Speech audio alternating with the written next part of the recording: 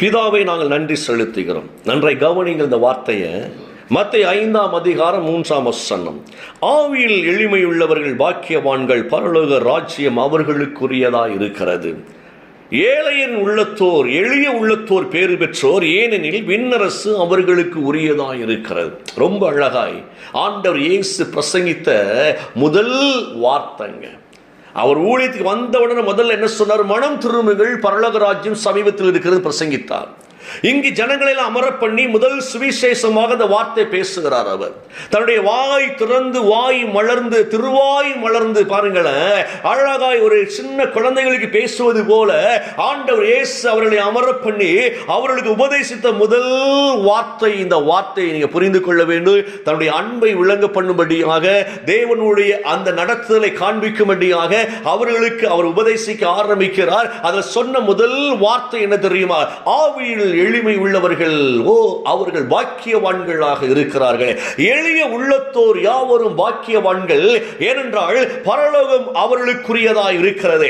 அவர்கள் பரலோகத்தை சார்ந்தவர்களாய் இருக்கிறார்கள். யாரெல்லாம் எளிய உள்ளத்தோடு வாழ்கிறார்களோ அவர்களுக்கு தேவன் எப்பொழுதும் பாருங்கள் நன்மை செய்கிறவராய் இருக்கிறார். ஏன்னா கர்த்தருக்கு பிடிக்காத ஒரு பெரிய காரியம் என்ன தெரியுமா? மேட்டிமை. ஏன்னா பெருமை உள்ளவர்களுக்கு அவர் எப்பொழுதும் எதிர்த்து நிற்பார். தாழ்மை உள்ளவர்களுக்கு அவர் கிருபை அளிக்கிறவராகவே இருக்கிறார். இந்த உலகத்தில் ஒரு கடினமான ஒரு காரியம் என்னவாக இருக்கிறது என்றால் தாழ்மையை அணிந்து கொள்வது கடினமாக இருக்கிறது. இதுதான் உண்மைங்க. எளிமையானது உள்ளத்தோடு வாழ்வது கடினமாக இருக்கிறது. எவ்வளவு பெரிய பணங்கள் கொட்டி கொண்டிருந்தாலும் இருதயமானது பணத்தை மதிக்காமல் தேவனை நேசித்து எளிமையாய் எளிமையாய் எளிமையாய் தேவனை மகிமை வெளிப்படுத்துவதில் அக்கறை உள்ளதாய் இருக்க தேவன் விரும்புகிறவராய் இருக்கிறார். எளிமை அப்படின்னா என்னங்க? ரொம்ப முக்கியமான ஒரு காரியங்க. ஏழ்மை என்பது வேறு. நல்ல கவனிங்க.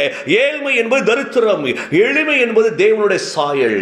தேவனுடைய சாயலை தான் குறித்து ஆண்டவர் சொல்லுகிறார். ஆவியில நீங்க எளிமையா இருங்கள்.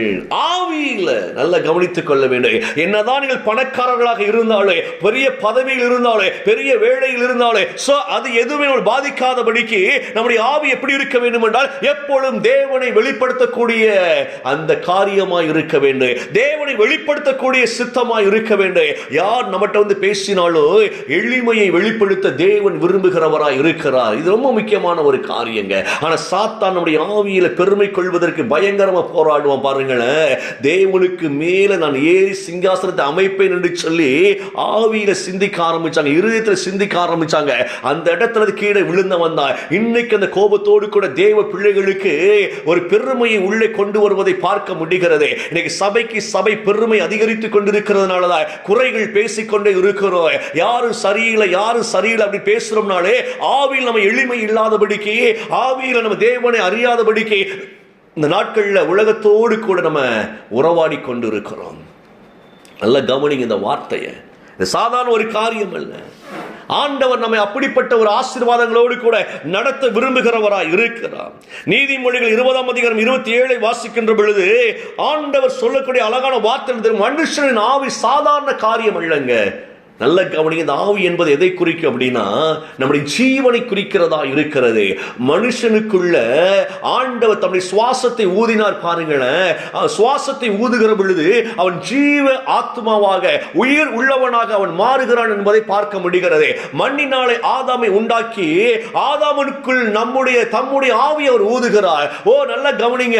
நாசின் வழியாக அவர் ஊதின தேவ சுவாசம் தான் நம்முடைய ஆவியாய் இன்றைக்கு நமக்குள் செயல்பட்டு கொண்டு இருக்கிறது. இந்த தேவ சுவாசத்தை தான் அசிங்கப்படுத்தும்படியாக சத்துருவானவர் தன்னுடைய சுவாசத்தை மனுஷனுக்குள்ள கொண்டு வரும்படியாக அவன் தீர்மானம் பண்ணி போராடி கொண்டிருக்கிறான். நல்ல கவனிங்க இந்த வார்த்தையை.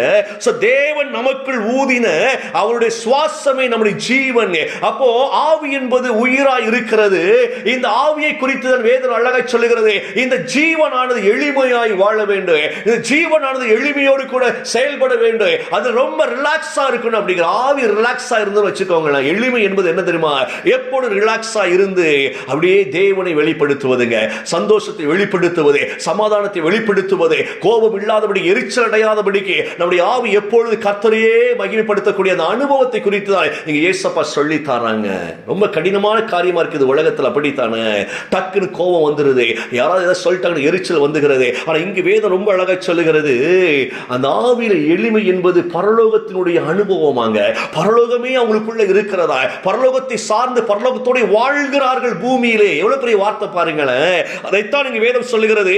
மனுஷனுக்கு தேவன் தந்த ஆவி, அதாவது மனுஷனுடைய ஆவி கர்த்தர் தந்த தீபம், கர்த்தர் தந்த தீபம் தேவனுடைய வெளிச்சமா இருக்கிறது.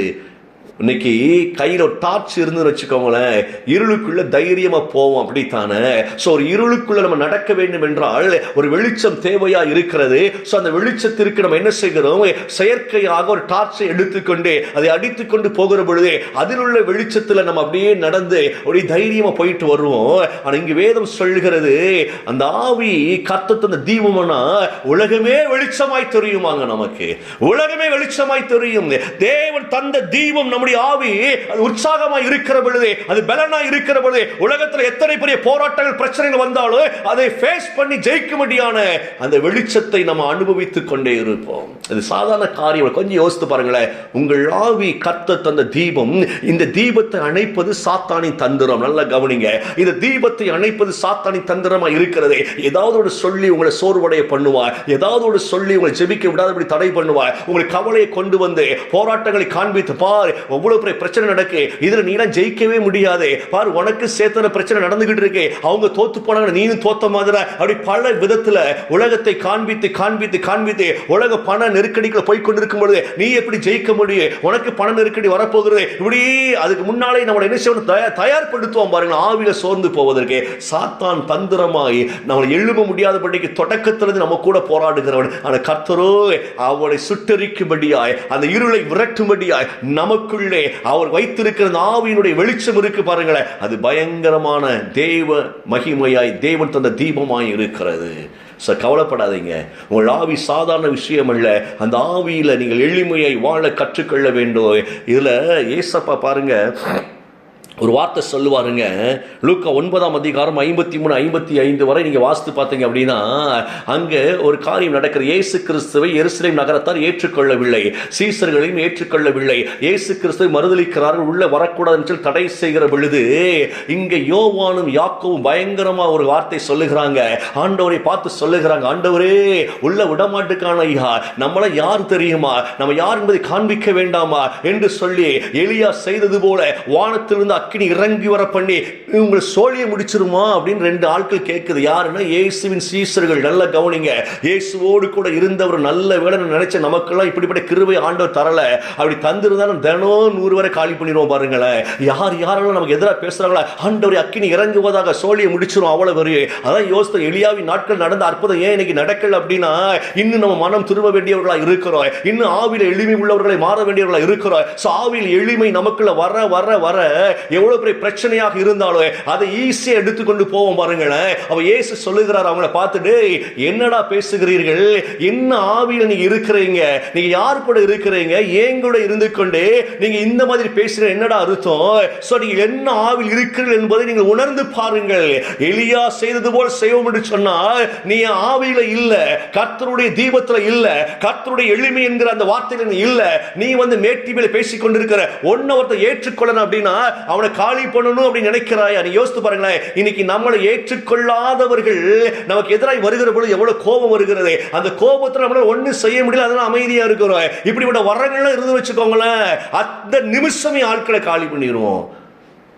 அதைத்தான் ஆண்டவர் சொல்றாரு, ஐயா உன் கோபம் இந்த உலகத்துல ஒன்னு அழிச்சிரும். ஆனா உன் ஆவி எளிமையா இருந்து அது உலகத்திற்கு வெளிச்சமாய் இருக்கும். உலகத்திற்கு வெளிச்சம் கொடுக்கதான் நீ அழைக்கப்பட்டிருக்கிறாய். என கருமன தேவ பிள்ளையே, நீங்களும் நானும் உலகத்திற்கு வெளிச்சம் கொடுக்கும்படியாய் தேவனால் அழைக்கப்பட்டு இருக்கிறோம். நம்முடைய வீட்டிற்கு நம்ம தான் வெளிச்சங்க. இந்த செய்தியை கேட்டுக்கொண்டிருக்கிற தேவ பிள்ளைகளே, நீங்கள் ஒவ்வொரு கர்த்தர் தந்த தீபமாய் நீங்கள் வாழும்படியாய் உங்கள் ஆவில் எளிமை உள்ளவர்களாய் இருக்க நீங்கள் கற்றுக்கொள்ளுங்க. அவ என்ன பிரதர் செய்யணும்? ஒண்ணுமே செய்ய வேண்டாம். தினமும் வேதத்தை நேசித்து தியானித்துக் கொண்டிருங்கள். உங்கள் ஆவி உற்சாகம் அடைந்து கொண்டே இருக்கும். உங்களுடைய ஆவி வெளிச்சம் வீசிக்கொண்டே இருக்கும். அந்த வெளிச்சம் உங்களுக்கும் உங்கள் சந்ததிகளுக்கும் ஆசீர்வாதமாய் இருக்கும். அப்படி கண்களை மூடுவோமா? பிதாவை, எங்கள் பிள்ளைகளை ஆசீர்வதிக்கிறேன் ஆண்டவரே. இயேசுவின் நாமத்தில் உம்முடைய கரத்தில் பிள்ளைகளை ஒப்புக்கொடுக்கிறேன் ஆண்டவரே. ஆவியில் எளிமை உள்ளவர் பாக்கியவான்கள் என்று சொன்னீரே, பரலோகமே அவங்களுக்குள்ள இருக்கு என்று சொன்னீங்களே, அப்படிப்பட்ட மகிமையின் ஆசீர்வாதங்களை இன்றைக்கு நாங்கள் அனுபவிக்கும்படியாய் எங்கள் தேவன் கிருபை பாராட்டுவீராக.